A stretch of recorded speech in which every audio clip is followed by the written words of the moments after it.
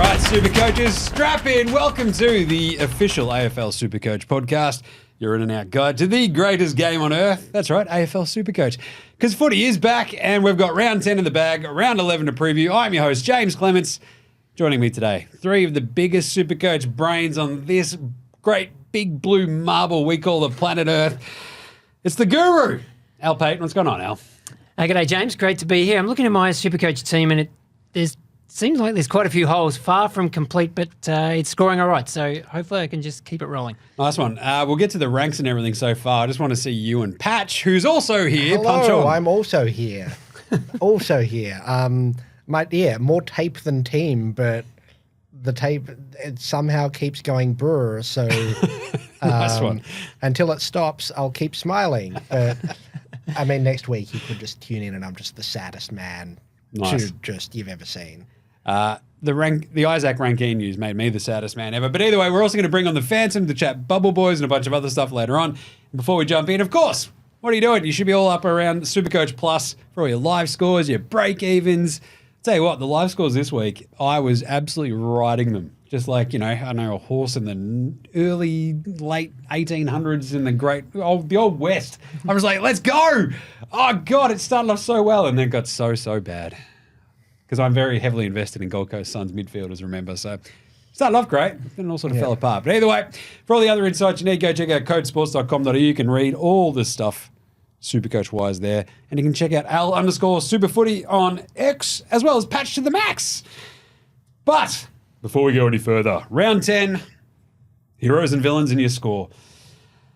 Al, do you want to start us off? Yeah, what you said there made me think of watching, I don't remember really, did I enjoy it? But just being so invested in a late Sunday fixture over in Perth, riding Max Gawn-Hart after passing on Luke Ryan's vice-captain score. I thought about Zach Butters and ended up with Max Gawn, which a lot of other people did. I think he had 1 point nearly at quarter time, but ended up just getting over the 100. He always rallies late, but I was riding those scores really hard. And then just watching Harley Reid explode, and you just had to shake your head after 38,000 coaches, including me, traded him out last week. So I think I got about maybe 20 points on the trade, upgrading him to Dane Zorko. So wasn't a total bust, but that was just incredible to watch. But my score in the end, 2,439, pushed me up to 401 in the overall ranks, which I think is just ahead of my friend Patch here. And then I should give a shout out too that our colleagues, Tim Mitchell, 644 overall, and Dan Batten into the top 1,000 as well at 969. So we're all having a pretty good year, which is great to see. But my hero for the week, I'm giving it to Alex Sexton, who I probably would have left on the bench except Colby McKercher was out injured. And I thought I don't really want to have to deal with that this week. I'll just procrastinate and leave that till next week and play Sexton against the Cats. And he was fantastic in that halfback role that we all loved in the preseason. And then a few of us traded him out, given he spent about 6 weeks in the VFL. That's probably understandable. But I brought him back in, and he's turned out to be a fantastic pick, and we'll talk about him. I think you could still get him this week for value. In terms of villains, most of the players did all right, still a bit underwhelming. Maybe Sam Walsh, 85. I've had him for 4 weeks. I think he's copped a hard tag in 2 of those games. So pretty rough on Sam, but hopefully he gets a clear run at it from here. I think the Blues fixture opens up a little bit in terms of teams who play or don't play tag as usually. So, it'd be nice to see him running around scoring the 160s he got in the week or two before I brought him into my team. Yeah. I think you definitely put the mocker on him. I'm just saying. It's got nothing to do with Carlton's horrible performance on the weekend. Gosh. Patch! Hello! Your beloved Essendon, they're in a, It's not real. No, it's real. It's real. It's definitely It's real. not happening, and until we win a final, I don't want to hear about it. Now, the AFL Today show, want... so my entire thing is now I'm probably going to be vying with you for the world's biggest Essendon fan out of nowhere, because I just love that team. They're amazing.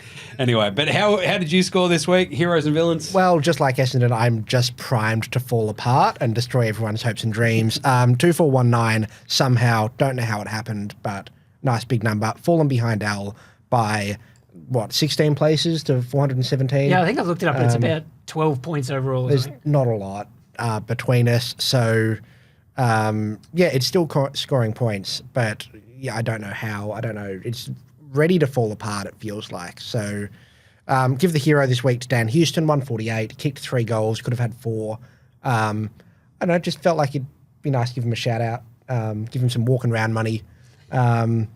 And the villain, I'm going to have 2 villains. I had none last week because I just wanted everyone to have a good time, so I'm using him this week. Dylan Moore has been pretty crap since we all traded into him a few weeks ago. He scored 70-odd last week, 66 this week. Is doing that thing again, where he scores really well for one quarter and then just disappears for the rest of the game. So pick it up, Dill. And the other villain is Colby McKercher's foot. Just traded Harry Sheezel to Colby McKercher because that was the go. And I said last week, we'll check in a month and see how that move's gone.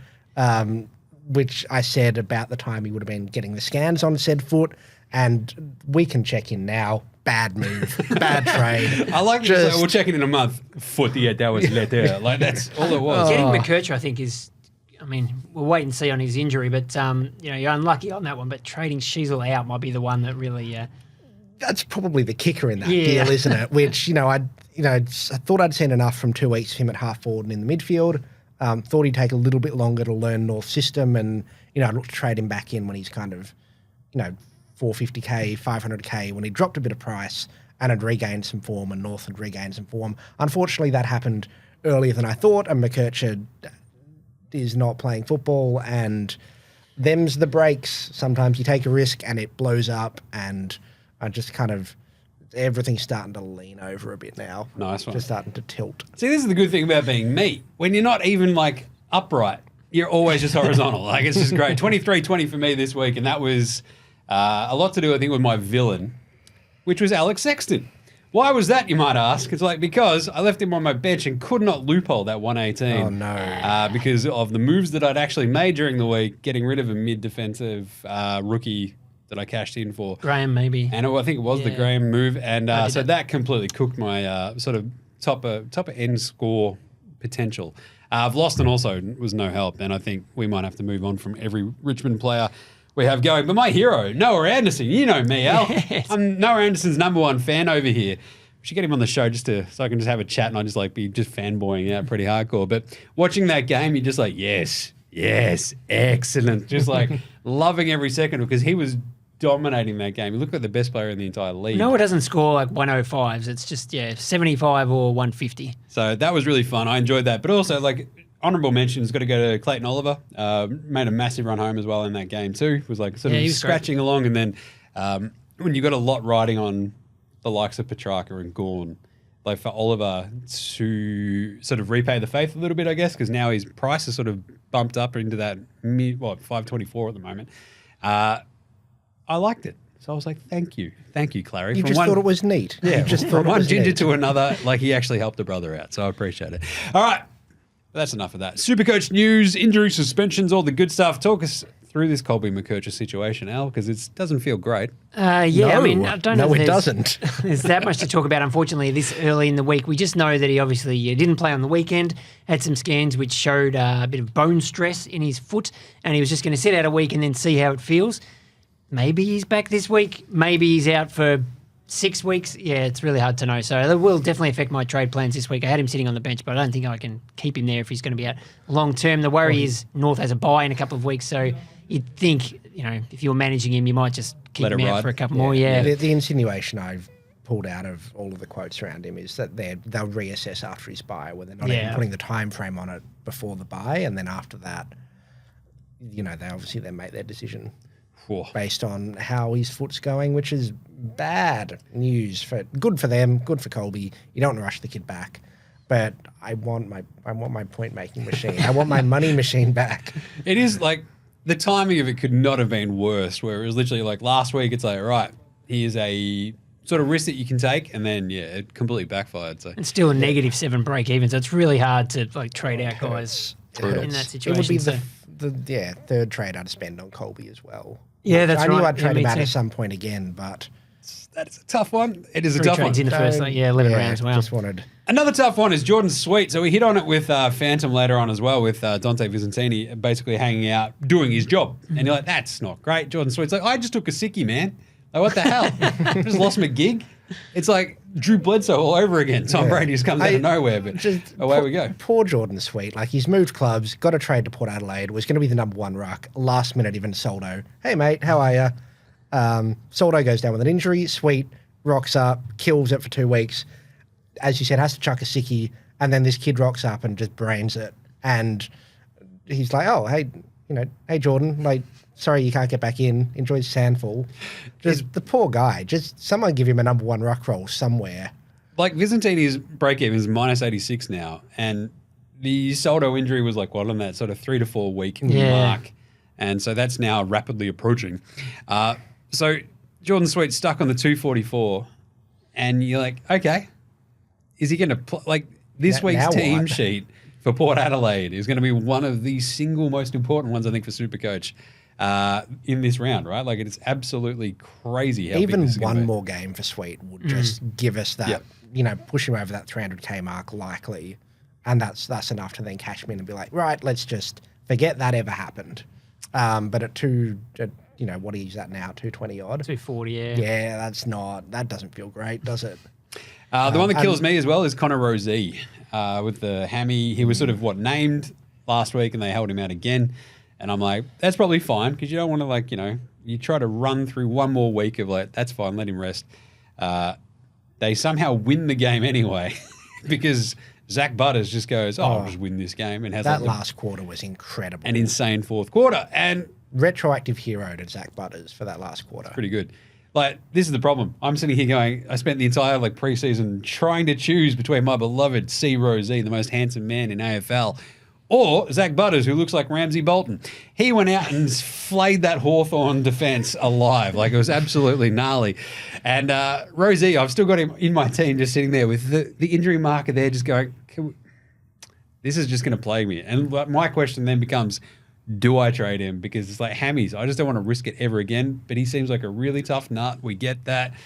His top end scoring hasn't been that great this year anyway. So I feel like the move on might actually happen. And I'm going to hate myself for it because it'd just be revisiting Nick Martin and Hayden Young once again. So I don't know. There's another hammy making headlines. Well, yeah, this I thought week you were as going to say, don't you own Isaac Rankine? I was about to get to that. Well? So yeah. Isaac Rankine, 3 weeks. I brought him. I think I tweeted out, I love it when a plan comes together. I had $0 left last week after mine because it just absolutely nailed it. That was part of the Will Graham trade. Absolutely amazing because I could afford Rankine and I could afford Nick Martin last week as the double upgrade. Feeling good. And then Rankine drops 125. Feeling great. It was going great right until 13 seconds left in that game. Runs 4 steps too far perhaps, and the fourth step might have been the hammy, who knows, and away we go. So that's a tricky one because his break-even is still pretty low. But yeah, it literally came out that it's at least sort of that 3-week mark that they're looking at. The Adelaide bye as well is round 15. 15's the last one. So it just makes it really tricky, Al. Yeah. I don't think you can hold him. Not with the buys coming up. Given which we'll get to in a minute, I think the state of our benches in the forward line. Yes, as well. I just don't see a world in which you can hold him. Especially we've got the extra trades. We can be more aggressive. But yeah, buys, benches, you just got to bring him back when he's back, I guess. At least you got that good score and a bit of a price bump, so you can afford someone decent for him. It's a little bit easy to jump up to Zorko from there. But anyway, all right, biggest... Ollie Wines is the other one as well. Oh, yeah, the heart palpitation. Well, yeah, which is a bit scary. So we hope he's all right. If you've got him, Ken Hinkley came out and said we expect him to play next week, which... No, I'm not a doctor, but that seemed a bit strange. No medical doctor. Not a medical doctor. Yeah, look, I don't know, you'd keep an eye on that, obviously. If there's any concerns, I think you can be warranted in moving him on if you still got him. But, yeah, that's another one. His scoring coming into this week has actually been pretty amazing for someone. A lot of people did trade him out earlier in the year, but 157 the week before. So. Yeah. That's a tough one to see that happen early. Well, it's actually been, it's like Rosee's been out, like the Hornet has been going off as well. He's had 2 great weeks. Obviously, Wines had been smashing it too. So it's a weird situation over there in Port. They're just like a SuperCoach enigma. A phantom, you might even say. Anyway. North this week too. Right, after round 10, what are the biggest talking points, though, going into next week? Where did all the rookies go, Al? What's happening? Yeah, we did touch on it there, and I think I just thought that maybe this is a time of year to just take a little step back and a bit of a stock take of our teams. And I know the momentum has just been, breakneck pace to just upgrade your team as fast as possible. Just spend all the money to get the the top scorers on every line. And when it comes to someone like a Luke Ryan or a Caleb Sarong or Zorko, you just jettison a Harley Reid or any of these guys to get those primos in. But I think now probably I'd be tempted to just hold fire for another week or two, given the buys are just around the corner, and we'll get to those shortly too. But maybe now's the time to just take a bit of a stock of the bench. And when I look at mine, there is warning signs there. I've had Zach Reid sitting there for the entire season. At least he's playing in the VFL now, so maybe we'll get a game. But Jake Rogers, my midfield bench, didn't play. Jai Clark scores 15 points. He's the sub. My forward bench is non-existent, basically. I've got Hugo Garcia, who was dropped. Cohen Livingston down there is not playing. Riley Garcia I had to play, and he was subbed out. And then, of course, Jordan Sweet in the rucker we've been talking about. So, it's what professionals call no bueno. And then so you see what happens when people, we rush to trade in someone like a Darcy Jones, and then you think, well, I can just sit him on the field and he scores 8 points like he did on the weekend. Obviously unlucky to get injured, but yeah, none of those guys, you don't want to be playing any of them. And when you're trading out a Harley Reid, Roberts, even though these guys are, maybe starting to lose a little bit of value, at least they're going to play every week. And I see this week the most traded out player is Darcy Wilson. And his break-even has jumped up to 76, which is above his average. So that's normally his last 3 average. It's still below that, but it's still very so he's right around that point. But I'd just be very reluctant to trade out someone that I'm confident is going to play through the buys, especially when you're really struggling to you want to get every playing warm body on as you can, as we like to say. So that's just I just thought I know double downgrades is something that we don't really do so much in SuperCoach anymore in terms of trading 2 rookies in the same week, but just maybe think about shoring up your bench a little bit, and then this is maybe do we look at a cheaper trade in target, and we'll get to some value picks in a second, rather than using all your bank to get try and bring in a Luke Ryan. Do you look for someone who's in the 300, 400, 500k range where you can just play it a little bit safer for just a week or two? And that stock take is also important with the planning as well. Where I was chatting to Damo from the Jock Reynolds pod. This week, and he was talking about his plan where he was going to try and downgrade someone on his bench and upgrade someone on his field. So he's never downgrading someone on his field and upgrading someone on his field, because then he brings in like a Lockie Sullivan or a Joel Frazier who could be good for a 50, where you're trading a Harley Reid or a Darcy Wilson who's averaging 70 or 80 down, and you're losing points there and gaining points on the upgrade.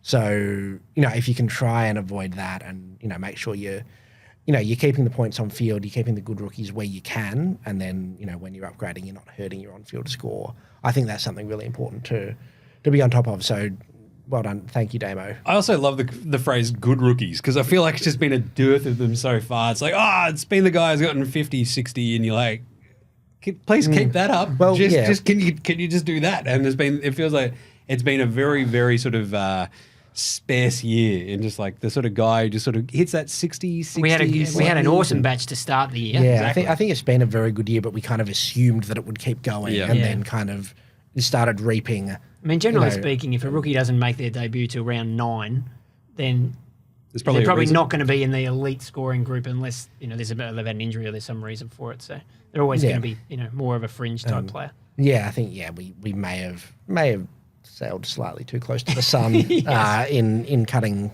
some early. So much Icarus vibes. Right. But this is the other approach that you're just talking about here, Al. Value, value, value.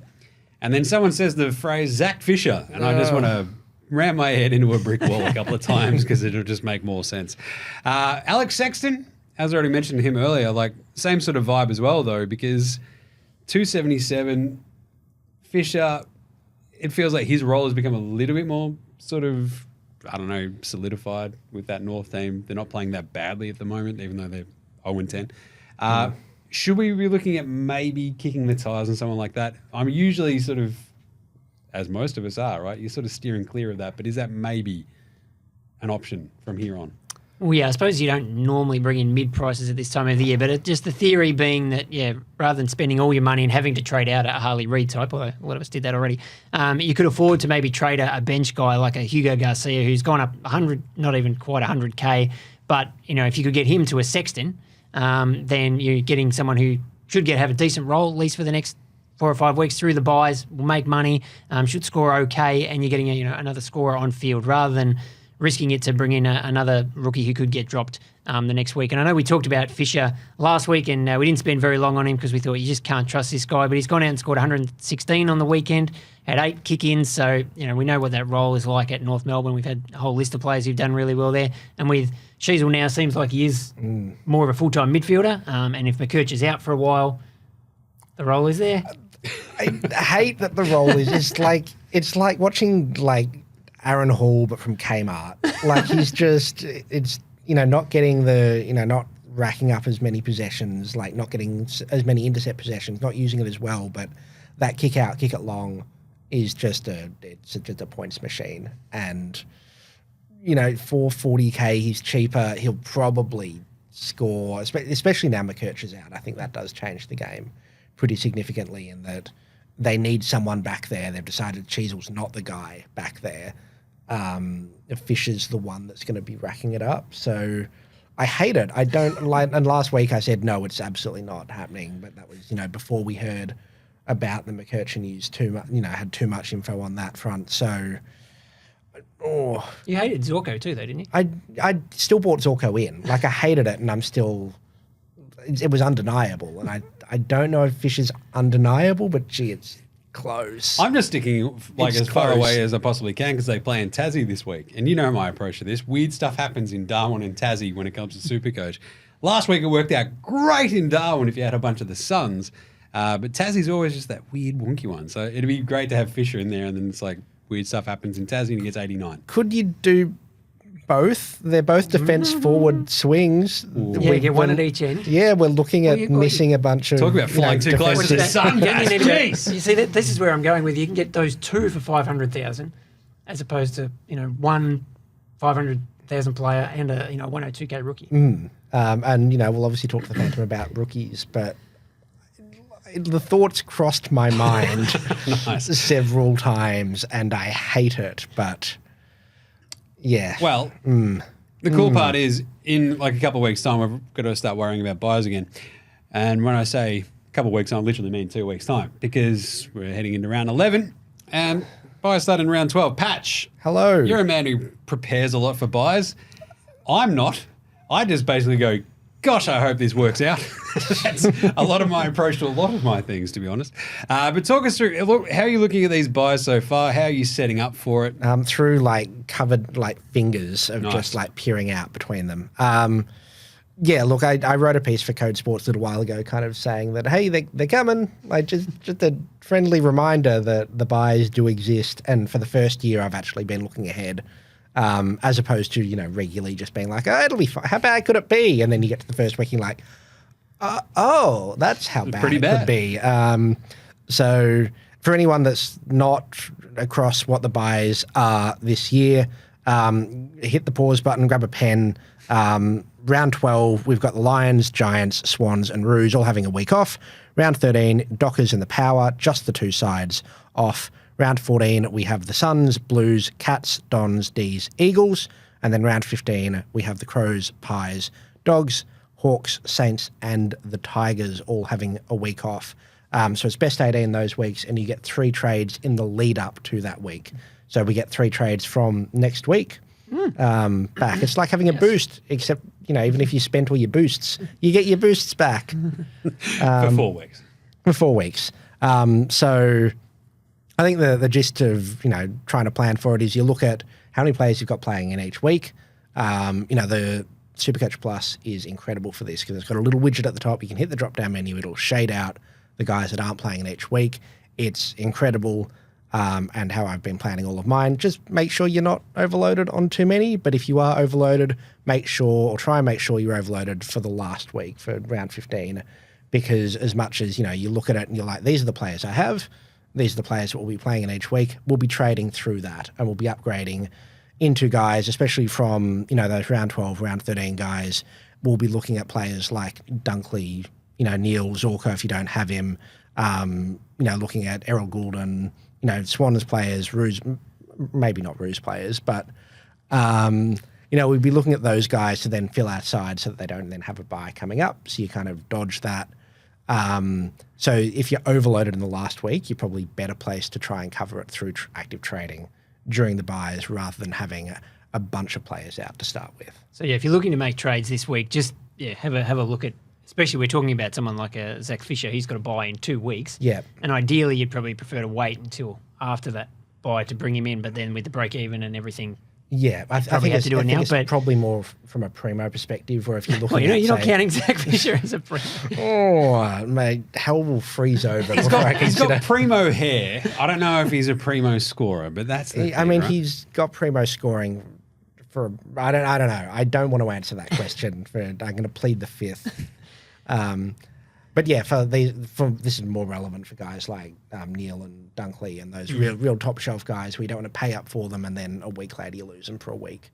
Like Whitfield's a really attractive price this week, but no go because of the buy at this stage. And I think you want to be looking too at the positions on the field. So yeah, you talk about Whitfield. So you look at your defence in round 12. So I've already got Sheasel out.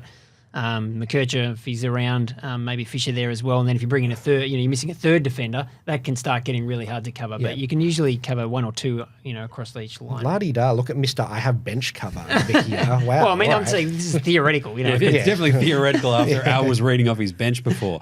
But at the same time, I have no players playing in round 14, so that's going to be awesome. Can't wait. I mean, that sounds like a round 14 problem. Yeah, it's definitely round 14 Jim's problem, not me problem right now. All right, anything else there for the buyers, or should we get onto the Phantom? What do you reckon? I think the last thing is just try and plan out. And as Al said, you try and take a step back and stock take your bench. Try and plan out some trades as well, and just say, I want to trade in, someone this week who's just come off their bye. Then I'm going to try and make space for this player. These are the players I want. If it's those Brisbane mids, or if you want to make sure you're trying to get like a Dan Houston or someone after the power buy. That way you can leave space as well, and it dictates what you do in the next couple of weeks. The other final point I would make too is just to be realistic when you're doing your maths on who's around for the buys, because as you say, SuperCoach Plus is great and it will highlight who's playing and who's not playing, but it won't tell you that Jake Rogers is one of your available players, or Jai Clark, or Hugo Garcia. So or even someone who's out with a long-term injury. Oh yeah. Isaac Rankin. So yeah, make sure when you're adding the numbers up, don't give yourself too much of a benefit of the doubt of all these guys are suddenly. You just get really excited about best 18. You're like, yes, I've got 18. It's like no. No, Cohen Livingston is not. It doesn't count. 4 of them. You might have 14 actually. Just pay attention. All right, let's take a quick break. Bring in the Phantom to chat some Bubble Boys. All right, dialing in from parts unknown. We love him here on the official AFL SuperCoach podcast. It is, of course, the Phantom. What's going on, Phantom? Oh, you love me now, James. Thanks for having me again. You're getting nicer every week. I must be going okay in SuperCoach. Good to be back. Big week. Good to see Patch. He's actually stoked. He's bouncing off the walls today, Patch. I don't know what's going on, but we've got this Bubble Boys vibe for you this week. It's getting pretty thin on the ground here, Phantom. Can you help us out? What are we looking at? Al, you've thrown out the idea of Joe Richards, Joel Frazier on the bubble. We've got a couple of other guys there from the Suns. What are we vibing on? I think, Frazier, I think we'll pronounce it, and Joe Richards, clearly the two probably standouts there, and Joe Richards, the most traded player at this stage, coming into people's teams. Would that be where you'd be going as well? I think so, 123K. We spoke about him last week in the role he played in Collingwood's forward half, bobbed up again, had some nice moments, 12 touches, kicked a goal for them, the lowest break even in the comp. It's probably where you have to go. We know they've got a few players to come back in, but at the moment he's playing his role and it's working for Craig McRae. So he is the number one. Joel Frazier, who we also touched on, we weren't convinced last week. We're never convinced. We have to be really convinced, I should say, when it involves Luke Beveridge. But he was pretty good again on the weekend against the Giants. Got subbed out of the game, had 12 touches, finished with 64 SuperCoach points. You have to wait and see the team sheet for him. So he's probably the next rung down there from Joe Richards, given what Luke Beveridge has done with his team. And, he subbed out, so he's not smack bang in that best side. So Joe Richards, Frazier a little bit further down. So as you mentioned, thin on the ground, probably an understatement. How long do you reckon Joe Richards is in the Pies side, Phantom? Because obviously they've had a few injuries, but not massively long-term ones. Like you look at the team like Brisbane that has 5 ACLs. Are you worried about Richards being pushed out of the side or potentially worse, being pushed into the sub-vest in 2 or 3 weeks? It's a concern. Someone like Bo McCreary's got to come back in to that side. There's some forwards in there. Even Jordan De Goey's playing forward now, so maybe does that impact Lockie Sullivan a bit more? Does Jordan De Goey go back into the midfield when those forwards come back, and then Sullivan gets pushed out? Richard's playing that specialty small forward role and doing it pretty well. So it's a concern, but I think given the other options around, we sort of hopefully back him in for 2 or 3 weeks, a little bit of cash, hopefully another solid score, a couple of goals, and might be enough. So the big one that's sitting on my mind here, Phantom, is obviously Jordan Sweet and Dante Visentini. What do we make of this situation? Visentini's on the bubble. He's played the 2 games. Sweet's in and out. What do we make of this? What do we do here? We don't like to use the word disaster in SuperCoach terms too much, but this is a disaster. We all blow up our teams to get Jordan Sweet in. Ivan Soldo's out. Look at this. Jordan Sweet's going to come in a ruck for a month. He gets sick. Can't even get back in. Dante's kept him out. I don't know what Ken Hinkley's going to do yet. Lloyd Meek probably had the upper hand in the ruck. Dante was pretty good, like he was down in the category a week earlier, but will Ken Hinkley go back to Sweet? Could he play both, which maybe would be the worst result for SuperCoaches as well? We'll have to wait for more later in the week. Ken should give us something before the weekend, before the team sheets come out. Could you trade Sweet down to Dante? I'm not sure. I think it's probably too late for that. The best result is Sweet plays 2 more games and then Soldo comes in. I don't think we can go on to Dante now, despite 2 good games and a low break even. We go like a Max Gorn down to Dante and you run Dante R1 and Jordan Sweet R2. Is that Handcuff the go, Phantom? Could do. Yep, like it. Double power. Now, Phantom, you would have seen going around all over social media on the weekend footage of a young first-year player just pushing guys out of the way, stiff-arming blokes everywhere. And, of course, I'm talking about Kane McAuliffe at the Tigers, who did do a couple of nice little things against Brisbane and a couple of stiff arms, which I liked. He had to try and take something out of that game. But he's gone up. He's played 3 games. He's gone up in price, but only 148K. Is he still someone you could potentially look at, especially if the Collingwood teams come out and a Richards or a Sullivan is the sub and we're worried about those guys? You'd think McAuliffe surely gets a decent run at it now. I think so. 20 touches, 5 tackles, 5 contested possessions. Could be in a higher score as well. Had 5 clangers, 2 free kicks against Kane McAuliffe on Saturday night. I traded him in last week. So I went not early. Obviously, he was still on the bubble. At 148, I don't mind the price, as you mentioned, as Patch mentioned there. Even if some Collingwood names are coming back into that side a bit earlier this week, then maybe it is Kane McAuliffe. Only 25K or so from Joe Richards. If you can still make your trades work with a downgrade like that, then I agree. Kane McAuliffe's probably anyway, got better job security than the Pies. It's a fascinating setup for your beloved McAuliffe, isn't it? It's like, it feels like the opportunity should be there for a fair whack of time. It's just like whether or not he can grasp it. That's the sort of question, right? Well, yeah. I mean, normally teams that lose by well over 100 points don't get a lot of SuperCoach points, so that is going to be an issue for him potentially for a little while, unfortunately. But yeah, I thought he scored all right and looked quite good on the weekend, as much as any Richmond player did. So yeah, I quite like him. I mean, the other name that I'm not sure if anyone would have gone super early on him, but we were very hot early in the preseason, was Ethan Phillips at the Hawks. Phantom, what did you think of his game first up? Is he one we could be looking at next week potentially? Remember that debut forever for all the wrong reasons. Absolute bottle job there from the Hawks late in the piece, but he was pretty good. 8 intercept possessions, 3 intercept marks, which are the sort of numbers he's put up at VFL level. It's why we were talking about him over summer. So basement price, mature age, intercept game. We know how important and crucial that is to SuperCoach scoring. So I'd probably have another look, given that Hawthorn and the Hawthorn side, see what Sam Mitchell does, but definitely one to look out for in a couple of weeks. We haven't had much in defence pop up recently. There's been nothing to downgrade to. Really saw Toby Pink pop up forward for North Melbourne on the weekend. Still lose money on his price tag though. But Ethan Phillips, hopefully we can talk about him as being the defensive rookie saviour next week.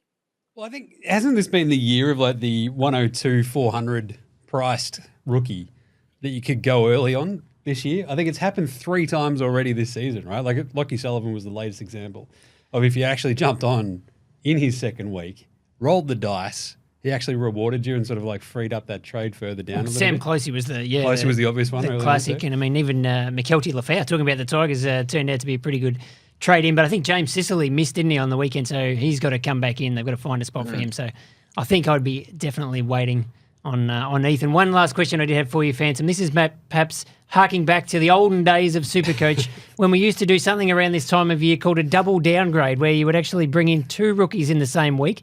Is that a tactic that anybody uses anymore?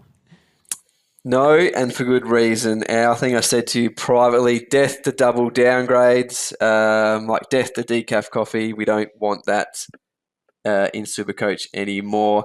I think, especially with the options available, if there was 2 real standout options and guys you sort of needed, you could sort of back in through the buys as well as scoring options, as well as being money makers, then maybe. But in a world where everyone else around you is being aggressive, I'm not doing it. I don't want to fall behind any further. If the premium's in reach another way, I'll make it happen. I love it. I like that he turned it into a movie trailer. In a world where people are double downgrading, one man will stand alone. He is the Phantom. And away we go. All right, what else? David Swallow, question mark. I mean, priced pretty nicely. I just saw his score on the weekend and looked up his price, and he's only 188K for a guy who's been around for about 20 years. Used to be a pretty decent SuperCoach scorer, but I mean, I don't think he could go there, even though he has a negative 25 break even, one of many sons who are potentially going to make money for us. He's down 233K on the year, as you mentioned, a lot of sub-affected games. You probably still can't go after that. Could be sub again this week. Could be sub the week after. Interesting price. It's an eye-catching price given what he's done and his standing, but I don't think so. Nice one. There is also, the question is like Ned Moyle as well. So Gold Coast Ruckman, he's priced like annoyingly at 193, but has scored really, really well so far. The question sort of comes down to the idea of like, when do they play in Darwin again? And it's like, or when does Wits go down with something? Yeah, exactly, longer term, right? So it's a strange situation. Sam Day's obviously at 153 as well. If we're just going to lean on some Suns here, but otherwise it feels a bit thin on the ground. 153 for Sam Day. I think he was in the same draft as David Swallow about he was 20 years ago. Inaugural Suns. Yeah. So, yeah, he would have been. Crazy. I think we can put them all in the Angus Hasty basket. Love it. All right, there we go. That's been the Bubble Boys with the Phantom. Thanks once more for jumping on, Phantom. And of course, you know, as your sort of really quality tips and advice come through as the season goes on, you do notice that I'm getting nicer to you. So it's all working out. There's not many left, so we'll see what we can do next week. Got to keep it rolling. That's all it is. All right, thanks once again. See you guys. All right, there you go. That was some more gold from the Phantom. Love that. His Bubble Boys. How much do you reckon he loves the old Dante Visentini, I don't know, era over there and for the poor power? Just giving everyone headaches here. Let's do some quick fire around here, Alan Patch. Very quickly, my beloved Tom Green. 487,000, Al. What's happening? Jeez. Or Matt Rowell. Who are we looking at here? Who do we like more? And I think these are both great trade-ins. That price is crazy for Tom Green. You'd probably want to wait until after his buy, though. So give that a couple of weeks. If you've got the money, Matt Rowell, that's a great price for him, 5 at 66K. Yep, I think I'm trading Matt Rowell in this week. I think Tom Green, if you don't have him, is pretty much a no-brainer. At that price, this has how you buys work. Terms and conditions apply. Like that. Tom Stewart, interesting question as well, right? So we've talked about value earlier in the show. Tom Stewart is like, one of the premier defenders of SuperCoach and obviously the AFL. 487,000. Again, it feels like that's just a common theme here. I kicked the tires on Tom Stewart last week before eventually managed to get that trade that worked with the 0 sign next to it, which is fantastic, and brought in Nick Martin. Luckily, because Tom Stewart, in a weird game where, the Suns put up 164 points, he got 20 touches in the end, I think, of the game, 21 maybe. Drops to 487 from 502. Like, can we trust it, Al? What do you think? Or is his role changed? I'm off him. Yeah, I've been looking at him very closely as well for about a month, just watching the price slowly tick down. And I thought anything close to 500K for Tom Stewart is an absolute bargain, but he's just not the same Tom Stewart this year. I don't know if it's Max Holmes that's stealing some of his points, bit of the mojo there, running out of defence. But yeah, it's just not the same for him. So he's really not on my list at all unless he really turns it around. Yeah, no, it's Max Holmes and Zach Guthrie look like they've really just chewed into his points. And the other factor is teams are giving him a lot of attention as well, where, we've had, the videos of Max Gorn getting just like lambasted as he runs through and everyone just gives him some as he goes through. Hip and shoulder, Stewart's getting the same thing. So I know until I see the form turn around, then I don't really want to borrow of him. We did talk about value picks earlier, but I think you've got a whole list there that we didn't get Not to. a massive list. Who else should we be thinking? Well, I mean, Matt Rowell's towards the top of that list at 566K for a guy that, could average 120 from here on out. In theory, Jeremy McGovern at 534K. Is it real? I mean, it is so far. It's always been an injury worry with him, but and even in games you see him go off to the bench and think, oh no. But no, he seems to be holding it together, and Eagles are winning. Eagles are winning. The ball's still going down there a fair bit, but he's intercepting. He's doing top. He's not having to play number one lockdown role because Tom Barras is there. I don't know. I keep getting tempted, and I keep remembering that he goes off injured at the drop of a feather, but it hasn't. He'll bounce back after being in hospital and play the next week and score 130. It's just, I don't know. I'm intrigued. I'm not going to endorse it, but James, what do you? He has Adelaide and Adelaide Oval next week. Then St Kilda at home at Optus Stadium. Hang on, a defender against then St Kilda. North. Oh, the following week. Then he's bye, and then they have Essendon and Marvel. So there's actually a couple of games in there that you don't mind too much for Jeremy McGovern, because that was another name that I sort of looked at a few weeks ago. And I'm like, I don't know. I don't want to ride the roller coaster. It is a roller coaster. It's a terrifying one too. It's like one of those ones of I don't know, Dreamworld or whatever. Just goes up and then just plummet, and you're like, oh, that's not great. Because can you do McGovern and Zorko in the same team? That's just you can't, right? This is it. If I bring in Zorko for ranking this week, I just can't bring myself to do a McGovern as well. So, but it's a fascinating. Same with if you've got Elliot Yeo still on your bench. Well, that's a scary ride to be on. Nice one. Any other value ones there? Jai Caldwell from the Dottons is 469K, and I've been kind of keeping an eye on him the whole way through, just being like, oh, is he, Will Setterfield's still been 1 or 2 weeks away for about 6 weeks, in Essendon's best attempt at copying Carlton's injury list, and he's averaging 106 in his last 5, and it's not, it's not 95, 105, 95, it's not like that consistency, but he seems to be getting the job done. He still seems to be coming off half forward into the midfield, playing a really key link role, scoring a lot of points for that price. I'm, again, not endorsing it, but intrigued. Is he forward in SuperCoach? Yeah, forward. Yeah, which makes it interesting. It's also, who are they playing this week, Patch? Yeah, that could be an interesting one against bye, the I think. Tigers. If they get the early bye. Yeah, they've got the early bye and then have another bye in a few weeks. So I don't know. I'm not going to endorse it because then if it goes wrong, I don't want to be held liable. But if it pops off, I told you so. I like that. Jake Waterman. This is fun. The J Train. I love the J Train. You mean Wayne Carey?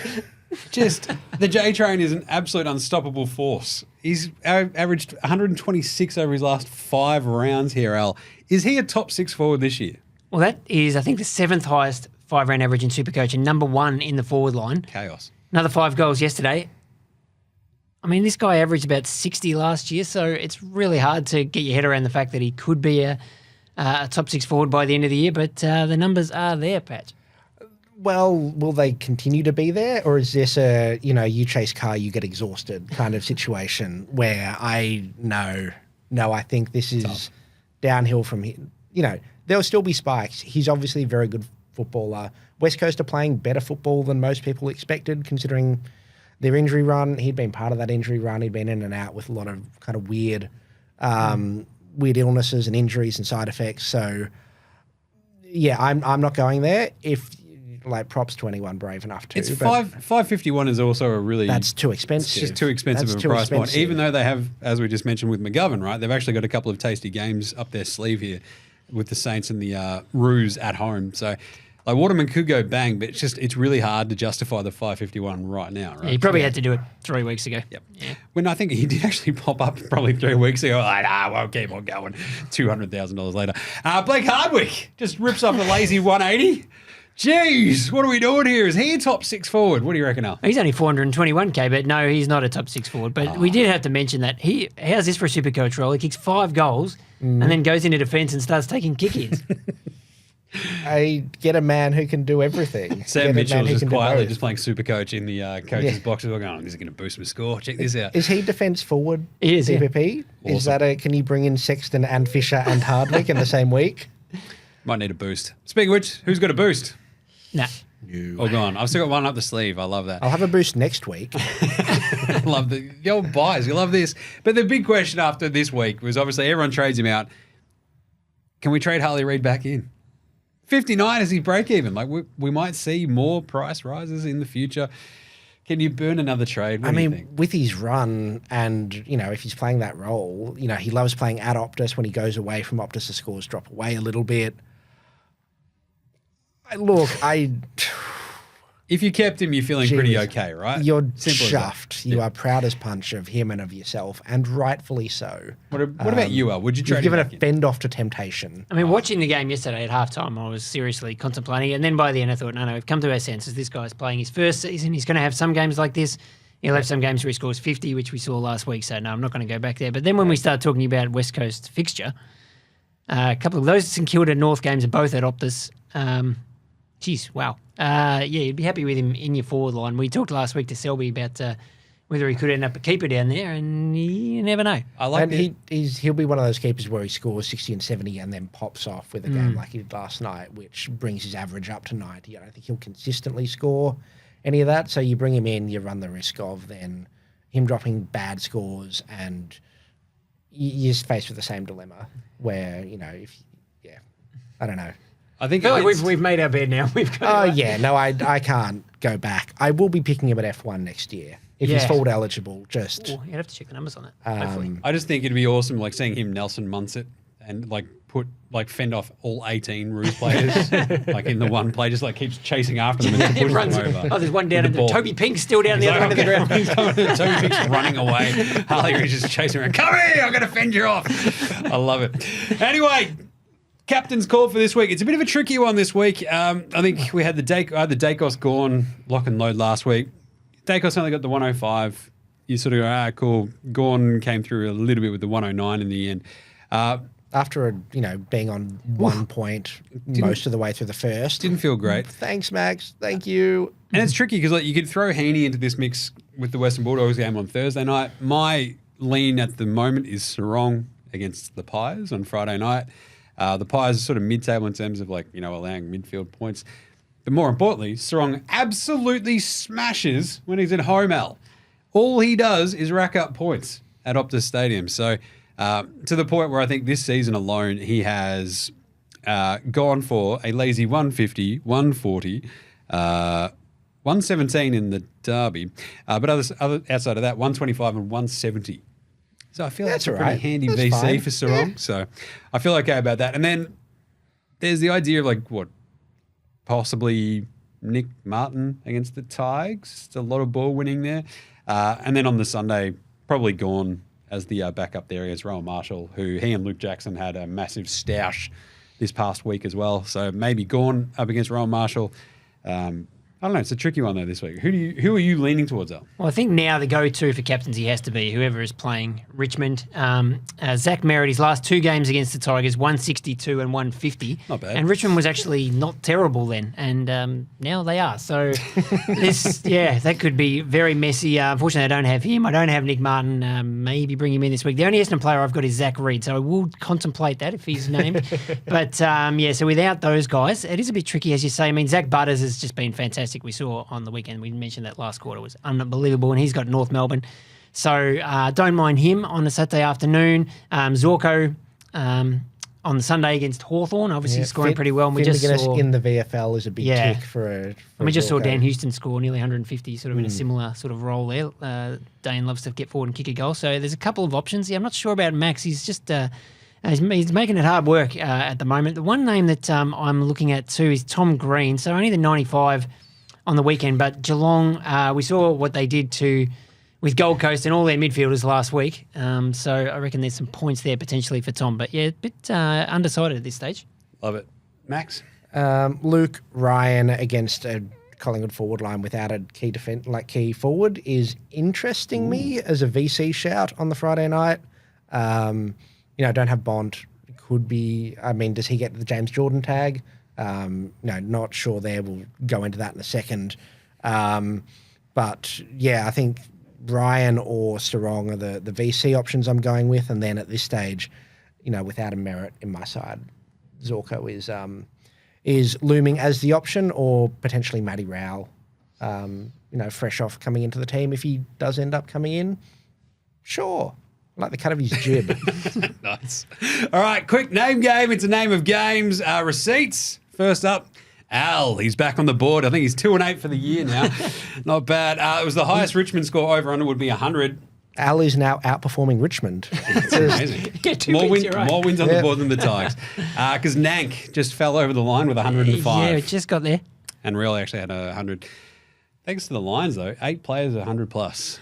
Just that midfield keeps racking up 160. 2 and 8. It just appears again. I love it. This week, which dog gets the James Jordan tag? This is a really tricky one. Because obviously there's names like Bont, Treloar. You know who's been awesome? Ed Richards. Absolute chaos. Ed Richards was the one so just to go behind the scenes and lift the curtain up, we had a run sheet of, what the show is.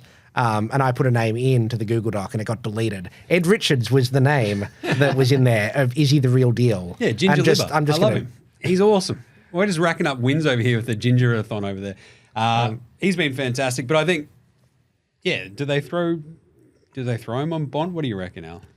Bailey Dale's the other one that I'm very worried about, who I brought into my team last week. We've seen Jordan play on those sort of attacking halfbacks, or he went into the midfield and played on Sam Walsh, so can do either of those. I mean, James Jordan, please, a guy we bought at the start of the year as a mid-pricer, didn't really do much, and now he's killing us by tagging all our players. So I'm really nervous about Bailey Dale. I think that'll be probably where I put my chips. But I will mention Ed Richards. Maybe I'm thinking, has this been a Luke Beveridge move? Classic 4D chess from Bevo, thinking a few weeks ahead. He knows the tag is there. I'll just boost Ed Richards' numbers and try and lure him over there. But Ed Richards he's bait. Is he bait? That's bait. But Ed Richards will get DPP. We've got another round of dual position players coming in after this round. It won't be anywhere near as many as the 63 we saw early in the year, but Ed Richards will become a mid defender. Would you consider trading him in? And then he gets tagged by James Jordan. There you go, well, wouldn't it? But I mean, not this week, but I think you've got to think about it. If he's still there and Libba's out for who knows how long. Bevo seems determined to turn him into a mid, and he's done all right. Yeah. I mean, Treloar's the other one. I think he's in about 1% of teams, and he's top 10 scorers overall. I'm looking very closely at Adam Treloar, yes. Yeah, he's going very well. All right, I'm going to take Bont, getting the tag, and just see if they take him out and see how we go. I don't know. It's a tricky one this week either way.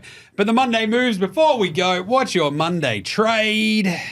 Mine was always going to be something to do with Isaac Rankine, which breaks your heart. But obviously, the Richards-Cadman switch is there for me as well. So I think that'll be... I don't know if that'll move this week. It'll be Rankin to Zorko likely, and then the downgrade on the other side. Al? Yeah, I think a downgrade like that makes sense. I'll probably do something similar, maybe a Hugo Garcia, unless he comes back into the St Kilda team down to a Joe Richards. And then it's just a question of, I've got enough money in the bank that I could turn a Sam Closey into a Nick Martin, which is what I've sort of had penciled in for a while. We saw what Zorko did, what Bailey Dale did to Richmond, so very scared about what Nick Martin can do to the Tigers on Saturday night. But there's also the option of maybe a Zac Fisher back there, which would save a lot of money. Maybe that keeps some cash in the bank to the week after. So considering that, and then also waiting on McKercher. So a few balls up in the air for me. Nice one. Patch? Rowell in at this stage, Fraser in, but I might hit it back to that Sexton and Fisher setup because doing my best to try and not spend as much money so I can keep a Closey, keep potentially McKercher, keep Wilson, keep these more expensive guys, more consistent guys, Sam Darcy, killing it as well. So trying to hold on to them, which involves, being a bit cheap, going around the edges. Lockie Whitfield spent a fair bit of time in my side this morning as well, 500k on the dot. So Rowell at this point, right as that time of recording, but I will get back upstairs and immediately change it. Nice. Dig that. All right. But that's it. The round 11 previews in the bag. Remember to dig into all things SuperCoach with codesports.com.au, SuperCoach, plus all the good stuff right there. And of course, Twitter, YouTube, IG, TikTok, smashing on the socials at the moment, enjoying that a lot. Of course, the Phantom's Lair later this week as well, doing great work there. Make sure you rate the show with Spotify, your Apple Podcast, all the good stuff. And for all the other insights you need, follow all these guys on the old X. Get your tips in, don't forget that. So for all the other gear, the fun stuff, the AFL Today show, that's a pretty fun one. I like that. And there'll be a King's birthday live stream coming up. So there you go. Thanks to Phantom. Thank you, Patch. Thank you. And thank you to Al. Thanks again, James. It's been good. It's been very fun. Remember, have a good week and happy super coaching.